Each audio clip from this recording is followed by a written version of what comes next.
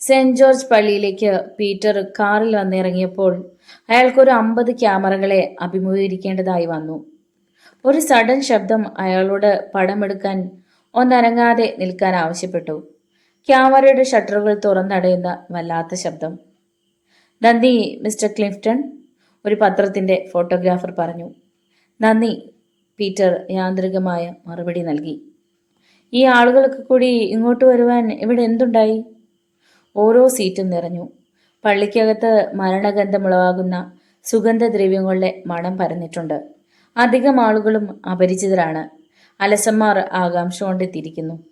2 million പണക്കാരൻ ഒരു സുന്ദരി പെണ്ണിനെ വിവാഹം ചെയ്യുന്നത് കാണാൻ. ഒരു പണിയുമില്ലാത്ത പെണ്ണുകൾ വാ പൊളിച്ച് ഓരോരുത്തരായി തന്നെ മാറി മാറി തുറച്ചു നോക്കുന്നു. ഒരു സീറ്റിൽ അയാൾ തൻ്റെ ബാല്യക്കാരനെ കണ്ടു, മറ്റൊന്നിൽ ബട്ട്ലറും ഭാര്യയും. ഫോർബി ആദരവോടെ മന്ദഹസിച്ചു. അയാളുടെ മുഖത്ത് ശോകമുഖമായ അനിശ്ചിതത്തിൻ്റെതായൊരു നോട്ടമുണ്ടായിരുന്നു. ഒരുപക്ഷെ അയാൾ പുതിയ മാഡത്തിന് യോജിച്ച വ്യക്തിയായിരിക്കില്ല. ഏതായാലും വളരെയേറെ ജീവിതങ്ങൾ ഒരാളെ മാത്രം ആശ്രയിച്ചു നിൽക്കുന്നത് ഭയങ്കരം തന്നെ. ബലിപീഠത്തിന്റെ അഴികളിൽ പൂമൊട്ടുകൾ കൂട്ടിയിട്ടിരുന്നു.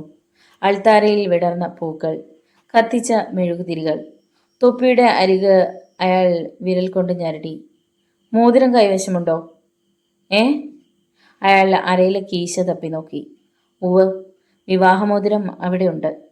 സ്വർണത്തിനോടും പ്ലാറ്റിനത്തോടുമുള്ള അവഗണന ജെയിൻ പ്രകടിപ്പിച്ചു കഴിഞ്ഞിരുന്നു.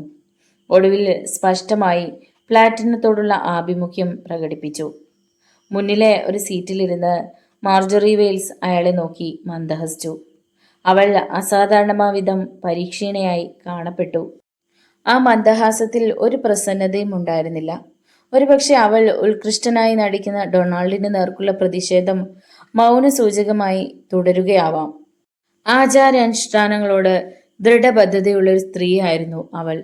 ഒരു ഉത്കൃഷ്ട വ്യക്തിയുമായി വിവാഹത്തിലൂടെ ബന്ധപ്പെടുക എന്നത് നിർഭാഗ്യകരം തന്നെ. അത് അസംബന്ധമാണ്.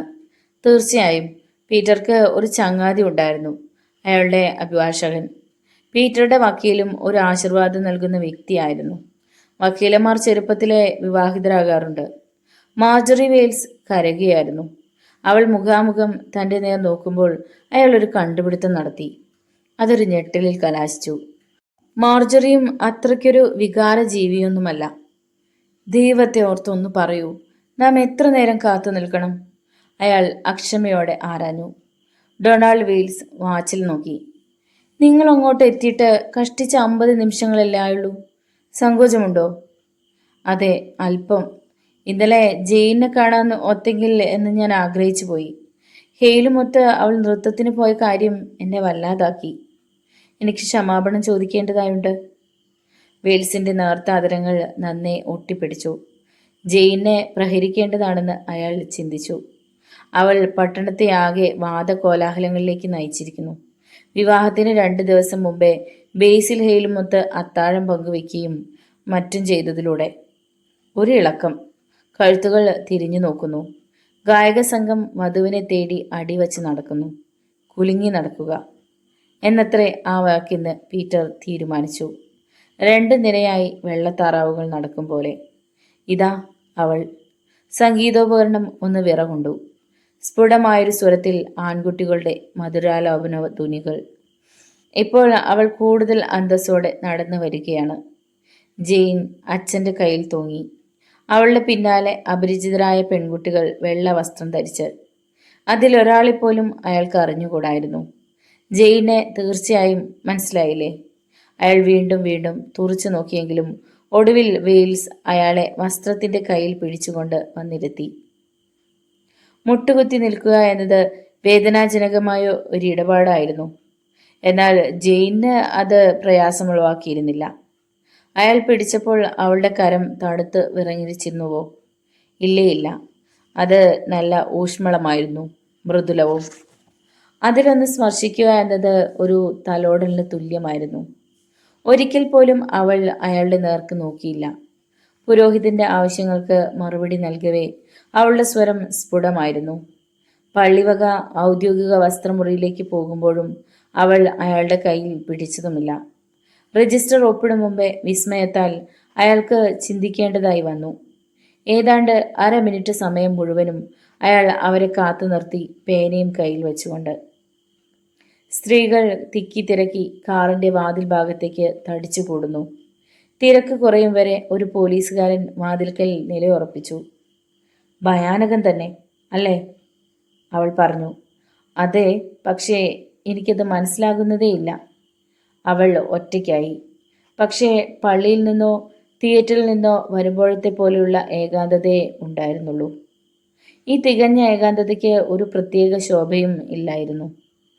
ഞാൻ നിന്നോട് നല്ലവനായി പെരുമാറും, അയാൾ തുറന്നു പറഞ്ഞു. അയാളുടെ വിരസമായൊരു പറച്ചിലാണത്.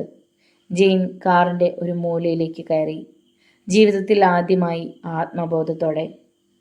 ഏതായാലും 11-ാം മണിക്കൂറിൽ സംഭവ സ്ഥലമായ ഹോട്ടലിൻ്റെ സ്വീകരണ മുറിയിൽ നിന്ന് അവന്യൂ റോഡിലെ വീട്ടിലേക്ക് മാറാൻ അവൾക്ക് സാധിച്ചതിന് ദൈവത്തിന് സ്തുതി. ഇതിനായി 100 കണക്കിന് കമ്പി സന്ദേശങ്ങൾ അയക്കേണ്ടി വന്നു. ആളുകൾ ചുരുക്കമേ ഉണ്ടാകൂ എന്നതൊരു പ്രയോജനം തന്നെ. സ്വന്തം മുറിയിലിരുന്ന് അവൾ സ്റ്റോക്ക് എടുക്കാൻ ഒരുങ്ങി.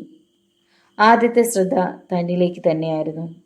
പക്ഷെ അപ്പോഴും വീണ്ടും പീറ്ററെക്കുറിച്ചുള്ള ചിന്ത മനസ്സിലുണ്ടായി. അവളുടെ മുഖത്തെ മങ്ങൽ വേലക്കാരി കണ്ടു. താഴേക്ക് വേഗം പോരണേ മാഡം.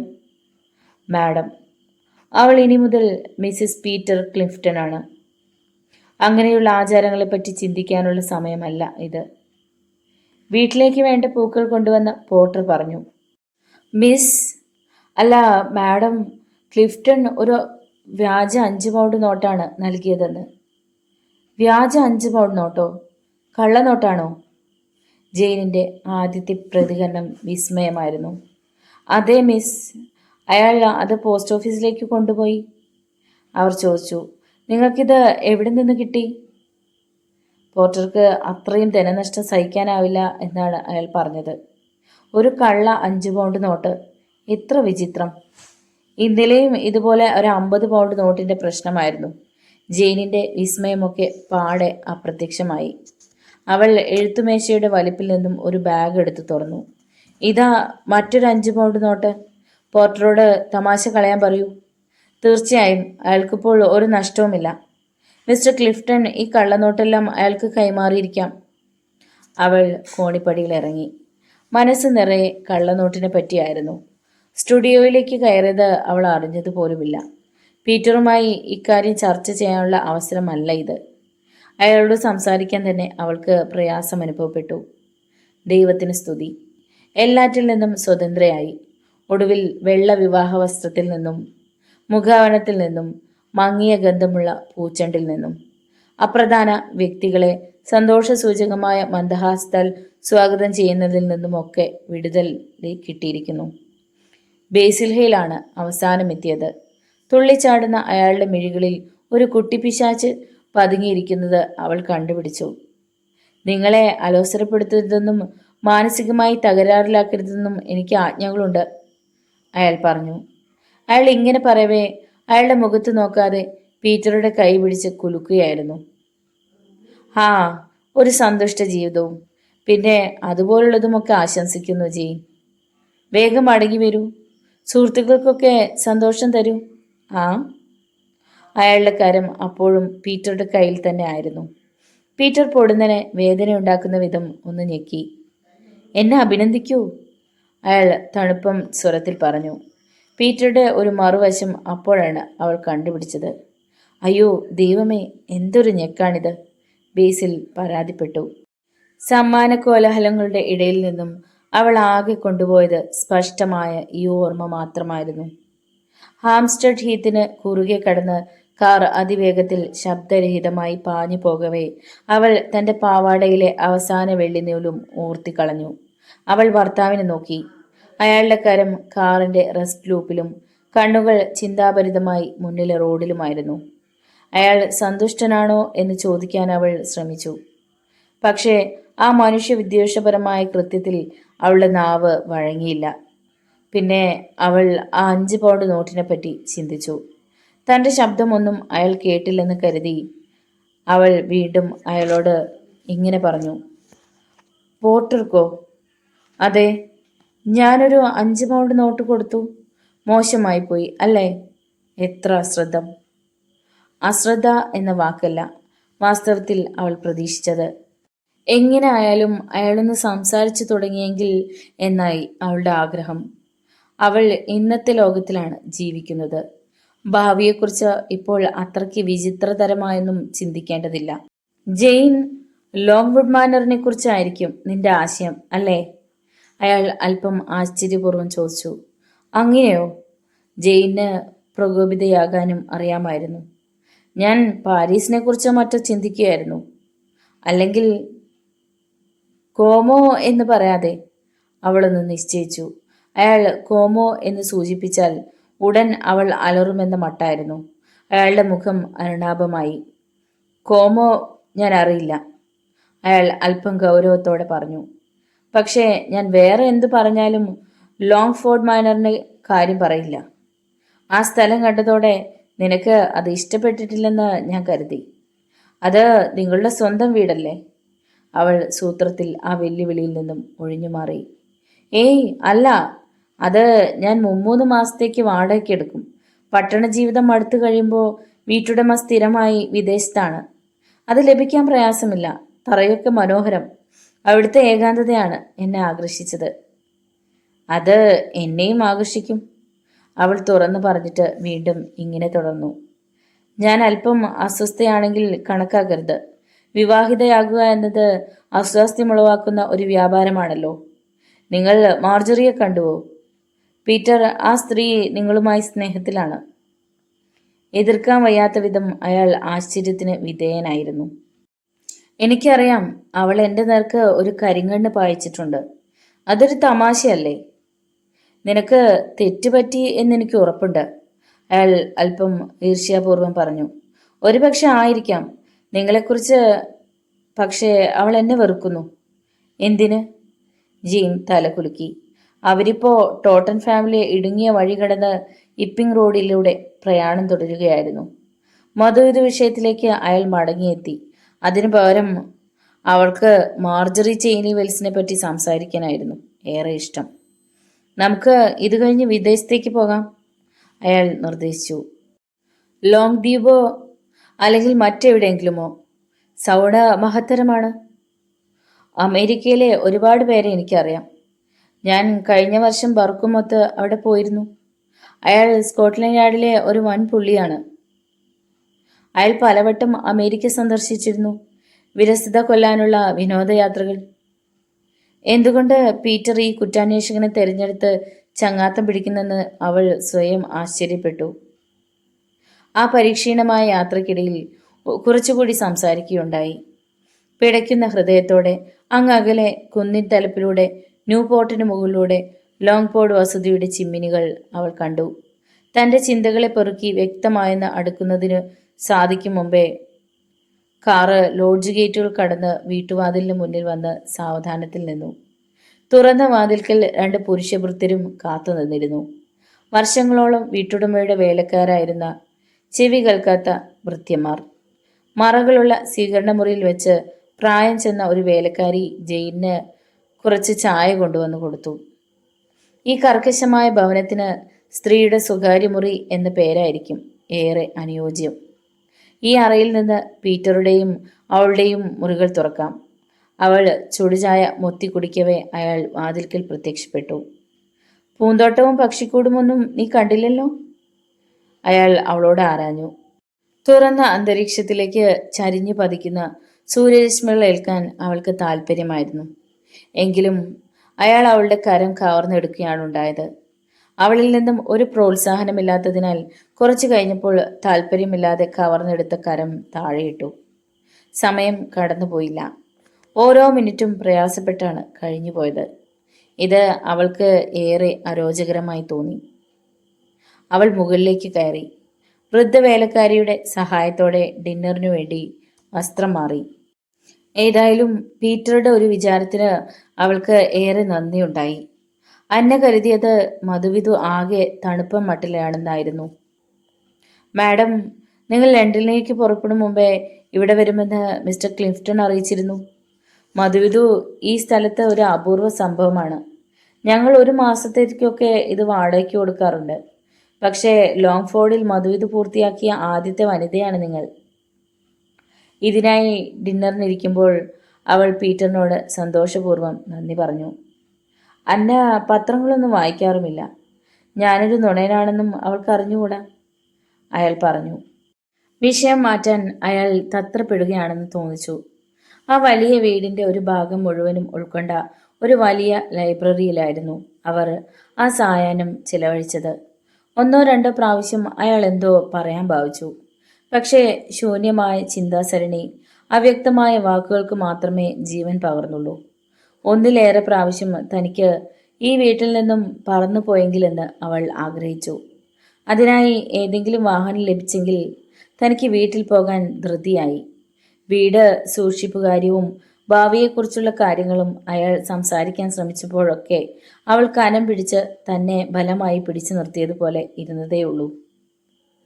നിനക്ക് ഇഷ്ടമുള്ളത്ര ചെക്കുകളിൽ ഒപ്പിട്ടോളൂ.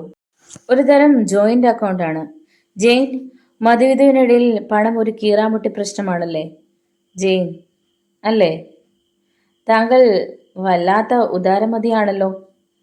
നൈമിഷികമായെങ്കിലും അയാൾക്ക് അഗാധമായൊരു അബദ്ധം സംഭവിച്ചതുപോലെ തോന്നി.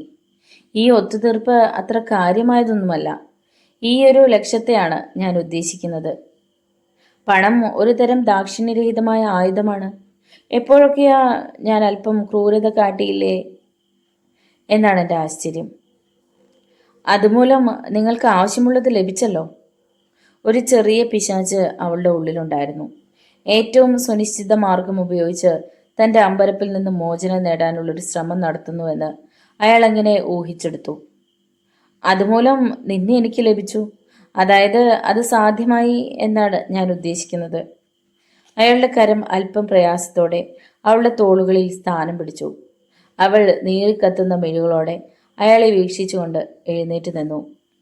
എന്നെ വിലയ്ക്ക് വാങ്ങിച്ചു എന്നല്ലേ നിങ്ങൾ അർത്ഥമാക്കുന്നത്?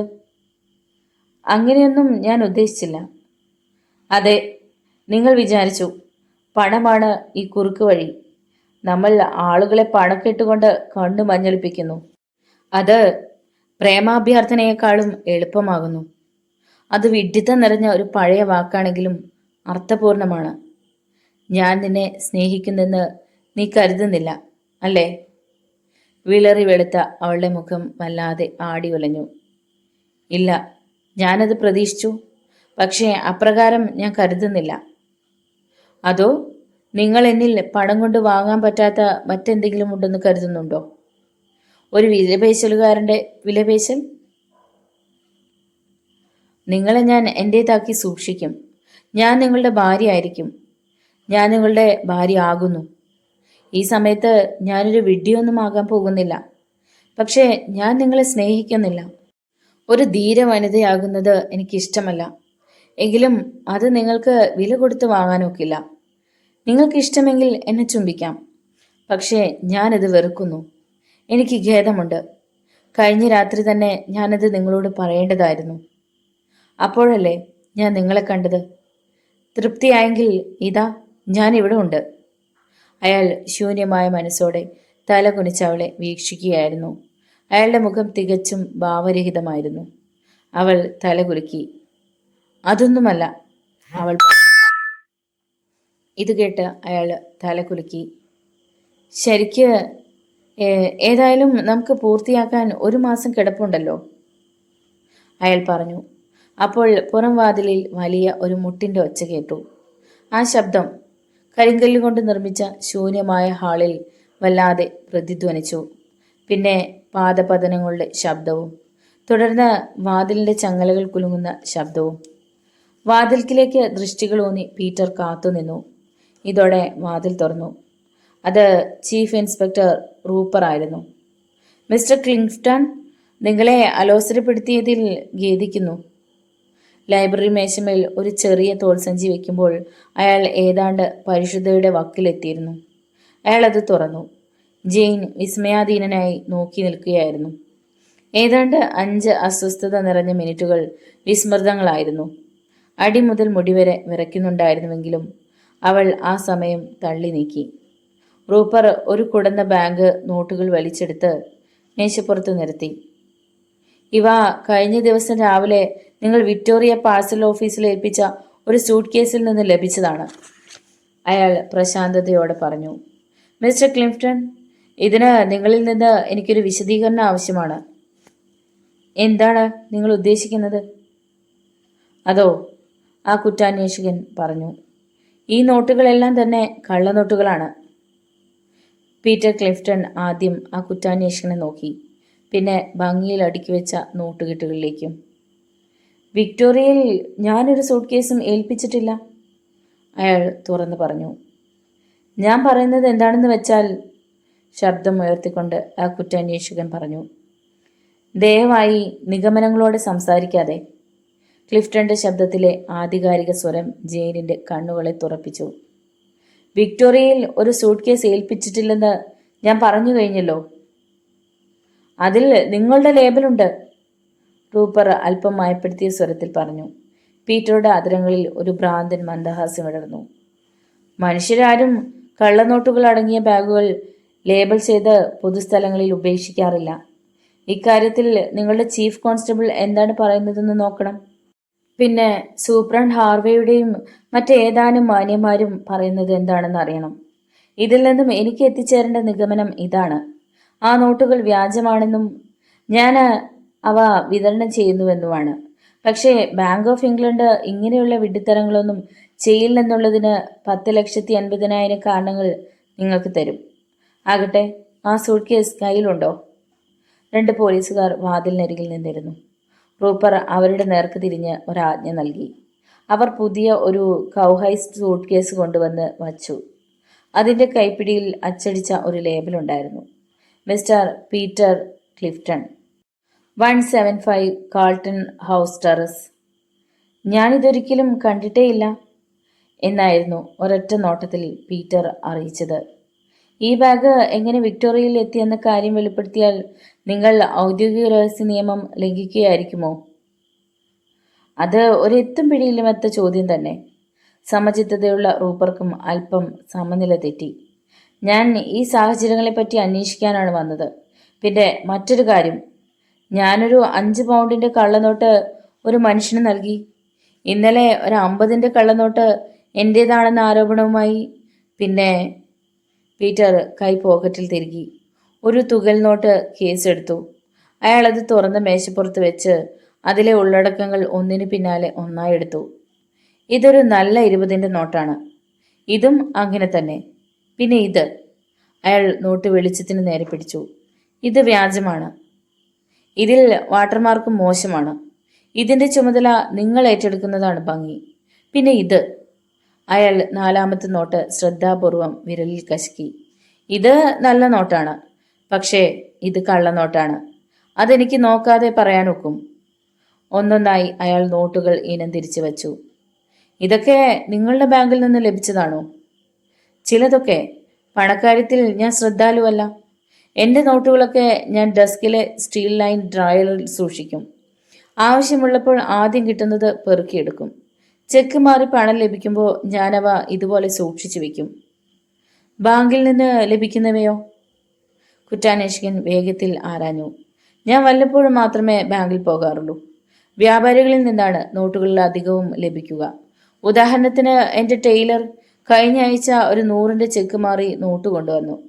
അങ്ങനെ അടുത്ത് ലഭിക്കുന്ന ആരെക്കൊണ്ടെങ്കിലും ആയിരിക്കും ഇങ്ങനെ ചെക്കുകൾ മാറുന്നത്. ജെയിൻ ആകർഷിതയായി സന്ദേഹസമേതം ഇതൊക്കെ ശ്രദ്ധിച്ചു. ഈ മനുഷ്യൻ അഥവാ കുറ്റക്കാരനാണെന്ന് വരികിൽ ഉണ്ടാകാൻ പോകുന്നത് പൂർണ്ണമായും കബളിപ്പിക്കപ്പെടുന്ന ഒരു വിശദീകരണമായിരിക്കും. റൂപ്പർ തീർച്ചയായും കബളിപ്പിക്കപ്പെട്ടു. അയാളുടെ ശ്രദ്ധ വീണ്ടും നോട്ടുകെട്ടിലേക്ക് തിരിഞ്ഞു. ഇതൊക്കെ നിങ്ങൾക്ക് തീർച്ചയായും ഒരു ഷോപ്പിൽ നിന്ന് ലഭിക്കാൻ സാധ്യമല്ല, അയാൾ വിജയശ്രീ ലാളിതനെ പോലെ പറഞ്ഞു. പീറ്ററുടെ ശബ്ദത്തിൽ അവജ്ഞ കലർന്നിരുന്നു. ഞാൻ നിങ്ങളോട് പറഞ്ഞു കഴിഞ്ഞുവല്ലോ, ഇവയൊന്നും എൻ്റേതല്ല. ഈ സൂട്ട് കേസും എൻ്റേതല്ല. ആകെ എൻ്റേതെന്ന് തോന്നിക്കുന്നത് ആ ലേബൽ മാത്രമാകുന്നു. ഇതെൻ്റെ ഒരു ശത്രു ചെയ്ത വേലയാണ്. നിങ്ങൾക്ക് ശത്രുക്കളുണ്ടോ? പീറ്റർ മന്ദഹസിച്ചു. നിങ്ങൾ മാത്രം, റൂപ്പർ. ആ കുറ്റാന്വേഷകന്റെ മുഖം കോപം കൊണ്ട് ഇരുണ്ടു. ഞാനൊരു ശത്രുവല്ല. നിങ്ങളെപ്പോലൊരു മാന്യൻ ഇത് പറയുന്നത് എന്നെ അത്ഭുതപ്പെടുത്തുന്നു. ഞാൻ എൻ്റെ കർത്തവ്യം നിറവേറ്റുക മാത്രമാണ് ചെയ്യുന്നത്. അതൊക്കെ ശ്രദ്ധിച്ചുകൊണ്ടിരുന്ന പെൺകുട്ടിയെ വിസ്മയാധീനയാക്കിക്കൊണ്ട് പീറ്റർ തലകുലുക്കി. കഴിഞ്ഞ 1 മാസമായി നിങ്ങൾ എന്നെ തന്നെ ഉറ്റുനോക്കുകയായിരുന്നു. നിരീക്ഷണത്തിന്റെ ചുവടെ സൂക്ഷിക്കുക, അതാണ് ശരിയായ പ്രയോഗമെന്ന് തോന്നുന്നു. ഇൻസ്പെക്ടറുടെ വിവേചന ബുദ്ധി കോപാകുലമായി മാറി. അങ്ങനെയോ? എന്നാൽ നിങ്ങൾ അല്പം കൂടി വിവരങ്ങൾ എനിക്ക് നൽകണം. രാത്രി തോറും ഫ്ലാറ്റിൽ വന്ന് നിങ്ങളെ സന്ദർശിക്കുന്ന ആ സ്ത്രീ ആരാണ്? ഒരു വശത്തെ വാതിലൂടെ പ്രവേശിക്കുകയും തിരിച്ചു പോകുന്നത് എപ്പോഴാണെന്ന് എനിക്കറിയില്ല താനും. എന്തൊരു ഭയാനകമായ കണ്ടുപിടുത്തം! ഇത്ര ഭയാനകമായ സംസാരം ജെയിന് വിശ്വസിക്കാനായില്ല. അത് സത്യമാണെന്ന് വരികിൽ നിങ്ങൾക്ക് അതിനുള്ള അധികാരം? അത് സത്യം തന്നെ, പീറ്റർ ശാന്തമായി പ്രതിവചിച്ചു. തികച്ചും സത്യം. എന്നെ ഫ്ലാറ്റിൽ ഒരു സ്ത്രീ സന്ദർശിച്ചിരുന്നു. 1 മണിക്കൂറിലേറെ കഴിയും മുമ്പ് വന്ന വഴിക്ക് തന്നെ പോവുകയും ചെയ്തിരുന്നു. ആ സ്ത്രീക്ക് എൻ്റെ അറിവിൽ ഒരു 65 വയസ്സുണ്ടാകും. അവരുടെ പേരും വിലാസവും ഏതായാലും ഞാൻ നൽകാൻ ഉദ്ദേശിക്കുന്നില്ല. നിങ്ങളുടെ ഒരു സുഹൃത്താണോ? വീണ്ടും പീറ്റർ മന്ദഹസിച്ചു. ഒരു സുഹൃത്ത് പോലുമല്ല. വാസ്തവത്തിൽ അവർ എന്നെ വെറുക്കുന്നുണ്ട്. അവൾ ഒരു പാചകക്കാരി ആയിരുന്നു. ആണ്. അവൾ ഒരു മോശം പാചകക്കാരി ആയിരുന്നു. ആണ്. അതാണ് എനിക്കാകെ നിങ്ങളോട് പറയാനുള്ളത്. റൂപ്പർ ഈർഷ്യയോടെ താടി ചൊറിഞ്ഞു. ഇത് ഞങ്ങളുടെ ആളുകൾക്ക് റിപ്പോർട്ട് ചെയ്യണം, അയാൾ പറഞ്ഞു. അത് ഞാൻ റിപ്പോർട്ട് ചെയ്തോളാം. പീറ്റർ മേശപ്പുറത്തെ ടെലിഫോണിന് നേർക്ക് നോക്കി. ഇൻസ്പെക്ടർ ഒന്നും മടിച്ചു. എനിക്കിത് ഉപയോഗിക്കാമോ? അയാൾ ടെലിഫോണിന്റെ പകുതി ദൂരം വരെ എത്തി. പാടില്ല, അയാൾ കർശനമായി പറഞ്ഞു. എൻ്റെ ടെലിഫോൺ ഉപയോഗിക്കാൻ നിങ്ങളെ അനുവദിക്കുന്ന ഒരു നിയമവും ഇവിടില്ല. റൂപ്പറുടെ ആശ്ചര്യം തികച്ചും ഒരു കോമാളിയുടേതായിരുന്നു. ശരി സർ, നിങ്ങളെ അലോസരപ്പെടുത്തിയെങ്കിൽ ഞാൻ ഖേദിക്കുന്നു. സത്യം പറഞ്ഞാൽ ഈ കാര്യം ഞാൻ യാർഡിൽ റിപ്പോർട്ട് ചെയ്തിട്ടില്ല. മാത്രമല്ല എക്സൈസിലെ പോലീസിലേക്കും. പീറ്റർ മന്ദഹസിച്ചു. റൂപ്പർ, ഈ മുറിയിലുള്ള ആളുകളിൽ വെച്ച് നിങ്ങളാണ് ഏറ്റവും വലിയ ബഹളക്കാരൻ. ഒരു വാറന്റ് ഇല്ലാതെയാണ് നിങ്ങളുടെ വരവ്. എക്സൈസിലെ ചീഫ് കോൺസ്റ്റബിളിന്റെ അപേക്ഷ പ്രകാരമല്ലാതെ നിങ്ങൾക്ക് യാതൊരു അധികാരവുമില്ലാത്ത ഒരു മേഖലയാണിത്. ഞാൻ സങ്കല്പിക്കുന്ന പ്രകാരം അനധികൃതം. ഇക്കാര്യം ഹെഡ്ക്വാർട്ടേഴ്സിൽ അറിയിക്കരുതെന്ന് ദയവോടെ നിങ്ങൾ എന്നോട് അപേക്ഷിക്കേണ്ടതാണ്. റൂപ്പർ അയാളെ സംശയദൃഷ്ടിയോടെ നോക്കി. ഒരു വിധത്തിലും നിങ്ങളൊരു പോലീസ് ഓഫീസർ അല്ലല്ലോ. പീറ്റർ തലകുലുക്കി. കേവലം ബുദ്ധിയുള്ള ഒരു നിരീക്ഷകൻ മാത്രം, അയാൾ പറഞ്ഞു. പിന്നെ തൻ്റെ ഭാര്യയുടെ സാന്നിധ്യത്തെക്കുറിച്ച് ആദ്യമായി അയാൾ ബോധവാനായി. ജെയിൻ, എന്നോട് ഒരു നിമിഷത്തേക്ക് ക്ഷമിക്കണം. ഞാൻ ഈ ഇൻസ്പെക്ടറോട് ഒന്ന് സംസാരിച്ചു കൊള്ളട്ടെ. അവൾ ഇരുട്ട് നിറഞ്ഞ സ്വീകരണ മുറിയിൽ ചെന്ന് വിളക്ക് കത്തിച്ചു. ഏതാണ്ട് ഈ പുതിയ സാഹചര്യത്തിൽ അവിടുത്തെ നാടകീയ മുഹൂർത്തം പശ്ചാത്തലത്തിലേക്ക് പിൻവലിക്കപ്പെട്ടു. ഏതാണ്ട് 1/4 മണിക്കൂർ സമയം. താൻ ഭർത്താവിന് സമീപം നിന്ന് ആശ്ചര്യഭരിതമായ കുറ്റാരോപണങ്ങളൊക്കെ ചെവിക്കൊള്ളവേ അവൾ ഏതാണ്ട് ജീവിതത്തിലെ എല്ലാ മാനുഷിക വികാരങ്ങളും അവിടെ വെച്ച് അനുഭവിച്ചറിഞ്ഞു. ഭീതിയുടെ വക്ക് വരെ എത്തുന്ന ഭയം, ആശ്വാസം, സന്തോഷത്തിന് സമീപമുള്ള അവസ്ഥ. അയാളുടെ പകുതി കുറ്റം അകന്നുപോയതുപോലെ മാറി മാറി വന്നു. അലക്ഷ്യം. എപ്പോഴാണ് അവൾക്കൊരു അലക്ഷ്യബോധ്യമുണ്ടായത്? പീറ്ററുടെ ശാന്തമായ അലക്ഷ്യഭാവമായിരുന്നു താൻ പങ്കുവെച്ചതെന്ന് അവൾ ഏതോ ഒരു തരം വിസ്മയത്തോടെ ഓർമ്മിച്ചു. അയാൾ ആകെ മാറിയിരുന്നു. താൻ മനസ്സിലാക്കിയിരുന്ന നാവ് അടക്കി വെച്ച് അസ്വസ്ഥനായ ആ പീറ്റർ അന്തർധാനം ചെയ്തിരുന്നു. ആ വ്യക്തിയുടെ യാതൊരു ബാക്കിയും അവശേഷിക്കുന്നില്ലായിരുന്നു. ഇത് മറ്റൊരു മനുഷ്യനായിരുന്നു. ഭയം ലേശമില്ലാത്ത നിയമവേലക്കാർക്കെതിരെ മുഖം നീട്ടി അവരുമായി ആയുധപ്രയോഗം നടത്തി നിഗമനങ്ങൾ മൂലം അവരെ ഭയപ്പെടുത്തിയിരിക്കുന്നു. അയാൾ കബളിപ്പിക്കുകയായിരുന്നു. ഈ ചിന്ത മൂലം അവളുടെ ഹൃദയം തളർന്നു. അയാളുടെ ഈ 20 ലക്ഷം പൗണ്ടിന്റെ കഥ സാങ്കല്പികമാണെന്ന് വന്നാലോ? എന്നിരിക്കലും അവൾക്കായി അയാൾ ചെയ്തു വെച്ച 1 ലക്ഷത്തിന്റെ കാര്യം സത്യം തന്നെ. ഇപ്പോൾ കാണുന്ന പ്രകാരം ഓരോ ഒറ്റ പൗണ്ടും ആ ജോൺ ലീത്ത് അടിച്ചെടുത്തിരിക്കാം. മുൻവാതിൽ അടയുന്നതും തുടർന്ന് പീറ്റർ പ്രവേശിക്കുന്നതും അവൾ കണ്ടു. അയാൾ മന്ദഹാസം തൂകുകയായിരിക്കുമെന്ന് അവൾ വിചാരിച്ചു. പക്ഷെ അയാൾ വളരെ ഗൗരവഭാവത്തിലായിരുന്നു. ആ രക്തദാഹികളായ വേട്ടപ്പട്ടികൾ സ്ഥലം വിട്ടു. അയാൾ പറഞ്ഞു. ആരാണ് ഈ റൂപ്പർ? ഒരു സാധാരണ കുറ്റാന്വേഷകൻ. ഇക്കൂട്ടർ സ്കോട്ട്ലൻഡ് യാർഡിലെ നല്ല വിളകളാണ്. കുറഞ്ഞ ശമ്പളം. എന്നാൽ സംശയത്തിന് അതീതർ. എനിക്ക് തോന്നുന്നത് അവർ വേറെ ചില കൂട്ടുകച്ചടവും നടത്തുന്നുണ്ടെന്നാണ്. നമ്മളെല്ലാം ചെയ്യുന്നത് പോലെ. ഇടയ്ക്കിടെ അവർക്ക് തുള്ളിച്ചാടി നടക്കുന്ന ചില ചപല ബുദ്ധികളെ കൂട്ടാളികളായി ലഭിക്കുന്നു. അവരെ തൻ്റെ പട്ടിക്കൂട്ടിലാക്കാൻ അങ്ങനെ സൗകര്യം ലഭിക്കുന്നു. അതാണ് ഈ റൂപ്പർ, തനി കൂട്ടുകച്ചവടക്കാരൻ. അയാൾ പ്രായം ചെന്ന മനുഷ്യനാണല്ലോ. ഈ വർഷം റിട്ടയർ ചെയ്യും. എനിക്ക് ഈ സ്കോട്ട്ലൻഡ് യാർഡൊക്കെ നല്ലതുപോലെ അറിയാം. ഒന്നോ രണ്ടോ പ്രാവശ്യം അവരുമായി കൺസൾട്ടേഷൻ വേണ്ടി വന്നിട്ടുണ്ട്. ഇല്ല, ലക്ഷപ്രഭുവായി മുഖം മൂടി അണിഞ്ഞ വേഷം മാറിയ ഒരു കുറ്റാന്വേഷകനൊന്നുമല്ല ഞാൻ. കേവലം യാർഡുമായി ബന്ധം പുലർത്തുന്നതിൽ എനിക്ക് പല മെച്ചങ്ങളുമുണ്ടെന്ന് വിചാരിച്ചോളൂ. പക്ഷേ ഈ മനുഷ്യൻ നിങ്ങളെ സൂക്ഷിച്ചു നോക്കിക്കൊണ്ടിരിക്കുകയാണല്ലോ. ഇത് കേട്ട് അയാൾ ഇളകിച്ചിരിച്ചു. ഞാൻ അയാളെ ഒരു അപഹാസ്യനാക്കിയതോടെയാണ് അതൊക്കെ ഉണ്ടായത്. അതെ, അയാൾ എന്നിട്ടതിനെ നോക്കി നടക്കുകയാണ്. അയാൾ തൻ്റെ വാച്ചിലേക്ക് നോക്കി. നീ ഉറങ്ങാൻ പോകൂ. ആരെങ്കിലും കുറച്ച് കള്ളനോട്ട് വാതിലൂടെ അകത്തേക്ക് തലയണ ചുവട്ടിലേക്ക് ഇടുന്നത് തടയാൻ വാതിൽ പൂട്ടിക്കോളൂ. അവൾ ആ ദിവസം ആദ്യമായി ഒന്ന് മന്ദഹസിച്ചു. യഥാർത്ഥമായി ലോങ്ഫോർഡ് മാനറിൽ മറ്റൊരു അത്ഭുത കൃത്യങ്ങളും ഇല്ലല്ലോ. ജീൻ അലക്ഷ്യഭാവത്തിലായിരുന്നു. ഒരു കുടുംബപ്രേതമോ മറ്റോ ഇപ്പോൾ? എൻ്റെ കുടുംബപ്രേതത്തെ എന്നോടൊപ്പം യാത്ര ചെയ്യാൻ ഞാൻ അനുവദിക്കാറില്ല എന്നാണ് അയാൾ ആകെ കൂടി പറഞ്ഞത്. പിന്നെ അയാൾ വാതിൽക്കിലേക്ക് സൂചനാപൂർവം തലയാട്ടി. വീതിയേറിയ കോണിപ്പടികൾ കയറുമ്പോൾ അവളുടെ മനസ്സ് ആഹ്ലാദപ്രദമായിരുന്നു, അല്പം കലുഷിതവുമായിരുന്നു. അവൾ പല സാധ്യതകളും മനസ്സിൽ കണ്ടു. അവളുടെ ആ സന്തുഷ്ടമായ ദിവാസ്വപ്നങ്ങളുടെ പരിധിയിലൊന്നും പെടാത്തതായിരുന്നു ആ ഗർവിഷ്ഠമായ ആംഗ്യവും അവളോടുള്ള വിടപറയലുമെല്ലാം. കോണിപ്പടിയുടെ അറ്റത്തെത്തിയ അവൾക്കൊരു ഭയപ്പാട് അനുഭവപ്പെട്ടു. മങ്ങിയ ഒരു ഗ്ലോബിൻ്റെ പ്രകാശമേ അവിടെ ഉണ്ടായിരുന്നുള്ളൂ. അതാണെങ്കിൽ ഉത്തരത്തിൽ നിന്നും തൂക്കിയിട്ട ഒരു പഴയ ഇരുമ്പുറാന്തൽ വിളക്കിനുള്ളിലായിരുന്നു. മുകളിലെ പടിയിൽ ഒരു കാൽ വെച്ചതേയുള്ളൂ. അപ്പോൾ നിഴലിൽ ഒരാൾ രൂപം അവൾ കണ്ടു. മനോശക്തി ഒന്നുകൊണ്ട് മാത്രമായിരുന്നു അവൾ ഉയർന്നു വന്ന ആക്രന്ദന ശബ്ദം അമർത്തിയത്. ഓ, അത് നീയായിരുന്നു എന്നെ? പ്രായം ചെന്ന ആ ഭൃത്യ മുന്നോട്ട് വന്നു. വലിയ 4 തൂണുള്ള ചിത്രകമ്പളം പൊതിഞ്ഞ ഭിത്തികളോട് കൂടിയ കിടപ്പുമുറി വരെ അവർ അവളെ അനുഗമിച്ചു. വിളക്ക് തെളിച്ചപ്പോൾ അവിടമാകെ ഉദ്ദീപ്തമായിരുന്നു. വൈദ്യുതി സേവനത്തിൻ്റെ കാര്യസ്ഥതയ്ക്കുള്ള അംഗീകാരം സ്വീകരിക്കാൻ ആ വൃദ്ധ തയ്യാറായിരുന്നു. ഇപ്രകാരം വിളക്ക് തെളിയിക്കുന്നത് ഇവിടുത്തെ വീടുകളെ അപേക്ഷിച്ച് നമ്മുടെ വീട്ടിൽ മാത്രമാണ്, അവർ അഭിമാനപൂർവ്വം പറഞ്ഞു. എല്ലാം നടക്കുന്നത് അതുമൂലമാണ്. പാചകം, ശുചീകരണം എന്ന് വേണ്ട എല്ലാം. മിസ്റ്റർ ക്ലിഫ്റ്റൺ കൂടെ കൂടെ ഇങ്ങോട്ട് വരുമോ? വസ്ത്രം മാറ്റിയിട്ട് ജെയിൻ ആരാഞ്ഞു. പിന്നീടുള്ള സംസാരം അവളെ ആശ്ചര്യപ്പെടുത്തി. മറ്റുള്ളവരുടെ തൊഴിൽ കാര്യങ്ങളിൽ ഞങ്ങൾ ഇടപെടാറില്ല, അന്ന അനൗപചാരികമായി പറഞ്ഞു. അതാണ് ഞങ്ങളുടെ ജോലി പോകാതിരിക്കാൻ കാരണം. പക്ഷേ നിങ്ങളൊക്കെ മിസ്റ്റർ ക്ലിഫ്റ്റൻ്റെ വേലക്കാരല്ലേ? ഞങ്ങൾ ഈ വീട്ടിലാണ് എന്നായിരുന്നു ഹ്രസ്വമായ മറുപടി. വീടുമായിട്ടാണ് ഞങ്ങളുടെ ബന്ധം. പക്ഷേ വീട് ക്ലിഫ്റ്റൻ്റെ അല്ലല്ലോ. അക്കാര്യം എനിക്കറിയാം. കുലുങ്ങാതെ ജെയിൻ്റെ മറുപടി അതായിരുന്നു. അന്നയും വിട്ടുകൊടുത്തില്ല. അവർ ഈ വീട്ടിലെ അംഗങ്ങളാണ്.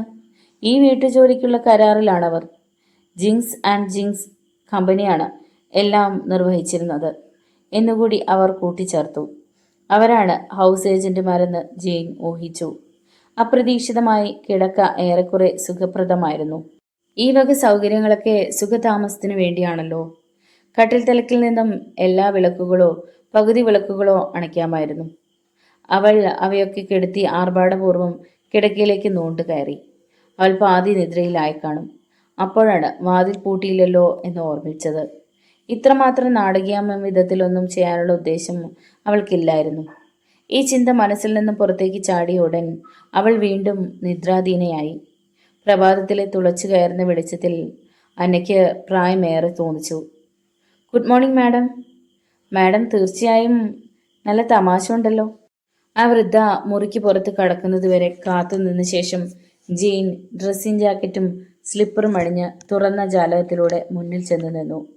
അവൾ പാർക്കിങ്ങിൽ നിന്നും ഒരു പഴഞ്ചൻ ഇരുമ്പുവേലി കൊണ്ട് വേർതിരിക്കപ്പെട്ട വൃത്തിയാക്കിയ മുറ്റത്തേക്ക് കണ്ണോടിച്ചു. അതിനപ്പുറം സൂര്യപ്രകാശത്തിൽ മുങ്ങിയ വൃക്ഷങ്ങൾ നിരനിരയായി നിലകൊണ്ട പാർക്ക്ലാൻഡിലെ ലോഹത്തകിട് നിർമ്മാണശാലയ്ക്കും പച്ച നിറമായിരുന്നു. അവൾ പീറ്ററെ കണ്ടില്ലെങ്കിലും തിരിഞ്ഞു നടക്കുമ്പോൾ അവളുടെ ദൃഷ്ടിയിൽ അയാൾ വന്ന് പെട്ടു. അത്ഭുതമെന്ന് പറയട്ടെ, അപരിചിതനായ ഒരുത്തൻ അയാളുടെ അരികെ ഉണ്ടായിരുന്നു. പ്രത്യക്ഷത്തിൽ പീറ്റർ നല്ല മാനസികാവസ്ഥയിലായിരുന്നു. അയാളുടെ ചിരിശബ്ദം അവളുടെ ചെവിയിലെത്തി. മുറ്റത്ത് ഈ രണ്ട് മനുഷ്യന്മാരുമായി ഒത്തുചേർന്നപ്പോൾ പീറ്ററുടെ അലക്ഷ്യഭാവം നീങ്ങിയിരുന്നു.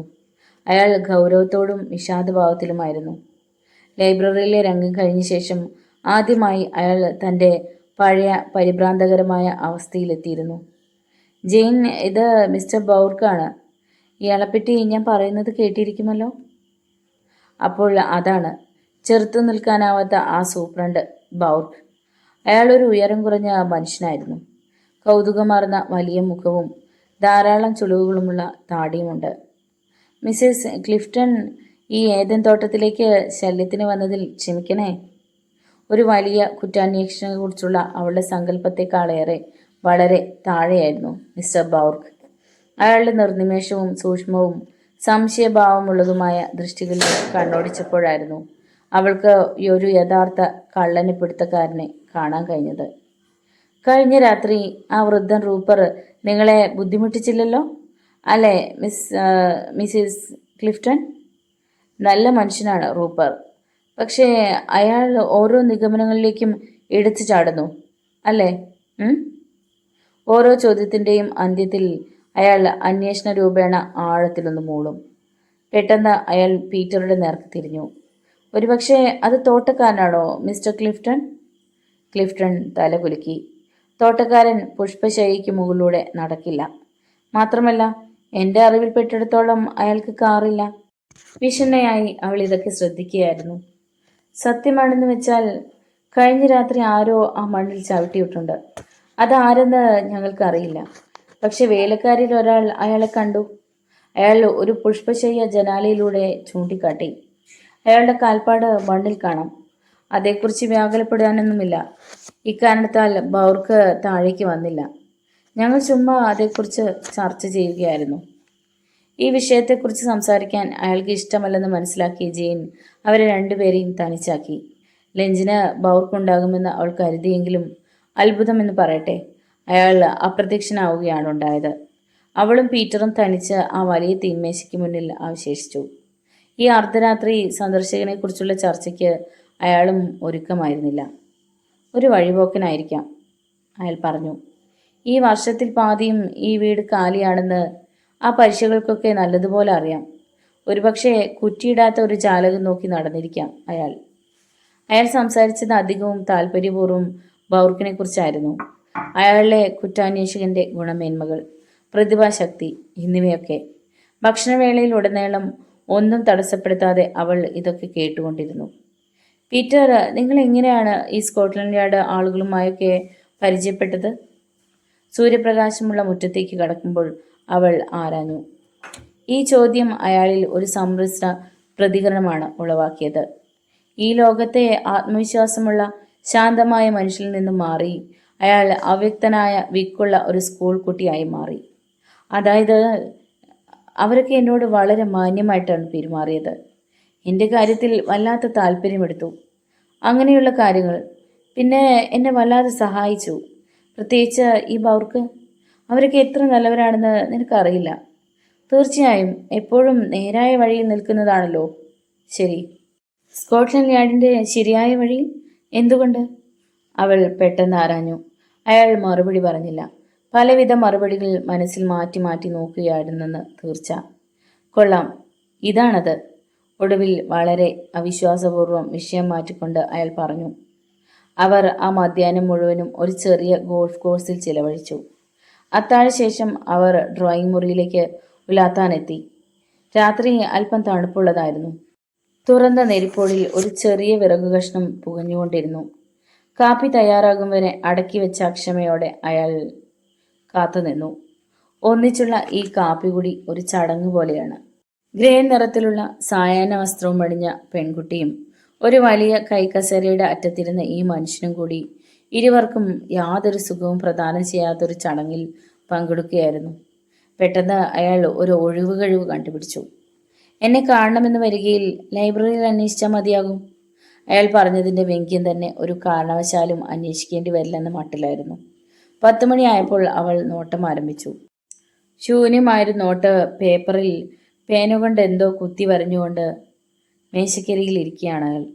ഏതോ കുഴപ്പത്തിൽപ്പെട്ട പോലെ പീറ്റർ ചാടി എഴുന്നേറ്റു.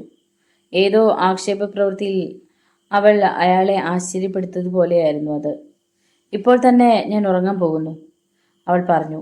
അയാളുടെ പിറുപിറുക്കൽ കേൾക്കും മുമ്പേ അവൾ സ്ഥലം വിട്ടിരുന്നു. തുറന്ന ജാലകത്തിൻ്റെ വിരി നിർത്തിയിട്ട് കിടക്കയിൽ കിടന്ന് അവൾ ഉറങ്ങാൻ ശ്രമിച്ചു.